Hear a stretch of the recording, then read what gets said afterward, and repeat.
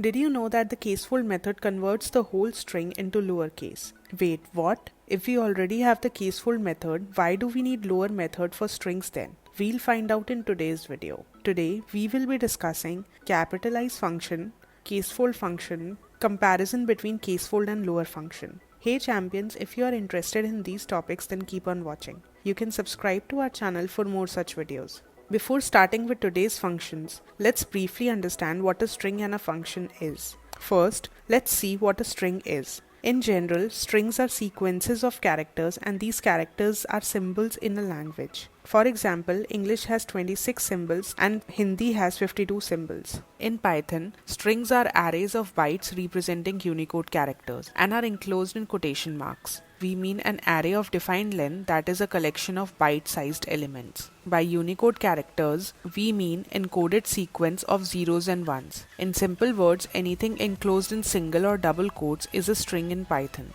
We have covered string in detail in one of our videos.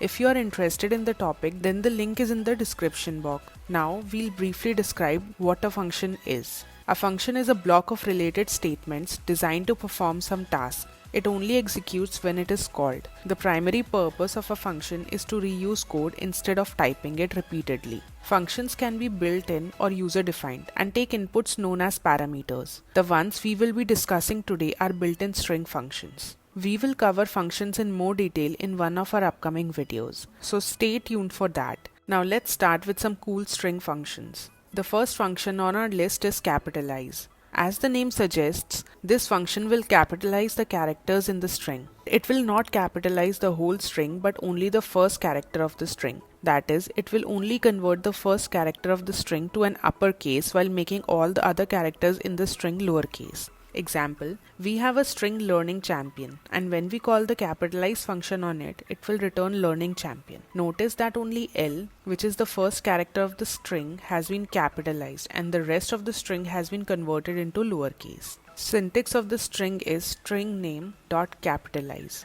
Note that all the characters in this function name are lowercase. This function does not take any parameter. As discussed, it will return the original string with the first letter in uppercase and rest in lowercase. Let's see this example in action in Jupyter Notebook. We have a string here, name equals to learning champion, and when we call capitalize function on this string, we will get the original string with L in uppercase and the rest of the string in lowercase. Now note one thing here, capitalize function will not change the original string but creates and returns a copy of the original string after capitalization. Here, let's see if the original string name has changed or not. When we call the name, you can see that the original string has not been modified and a new copy of the string is created and saved in updated name, which is returned when we call capitalize function. Next function on our list is casefold function.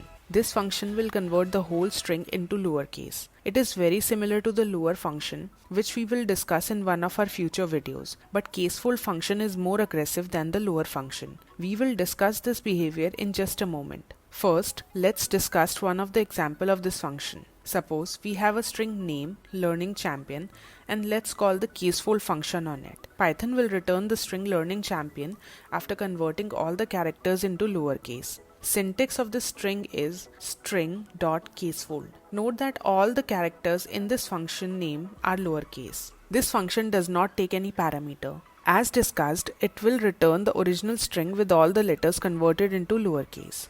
Now let's compare the casefold function with the lower function. As we have already mentioned, the casefold is more aggressive than the lower function. By aggressive, we mean it's intended to remove all case distinctions in a string. Let's understand this behavior with an example. Let's take an ASCII character A. The lower function will return a lowercase a for this character, and the casefold function will also return a for this character.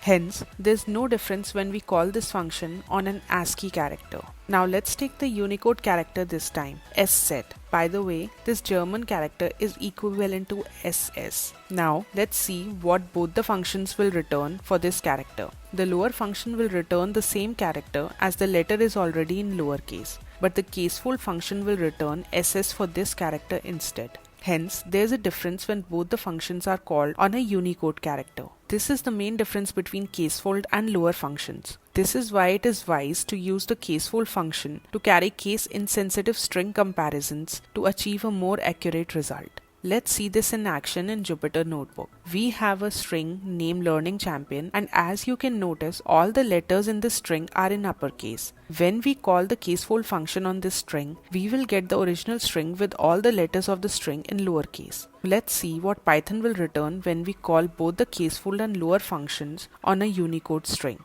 Let's take a string c1 equals to sset and call both the casefold and lower function on it. First, when we will call the lower function on it, the same string is returned. But when we call the casefold function on it, the string is converted into lowercase, which is ss as per the Unicode table. I hope the example made the casefold function easier to understand. That's it for today's video. We will cover more string functions in our upcoming videos. You can share your thoughts or questions in the comment box. Subscribe for more such videos. Bye and meet you in the next one.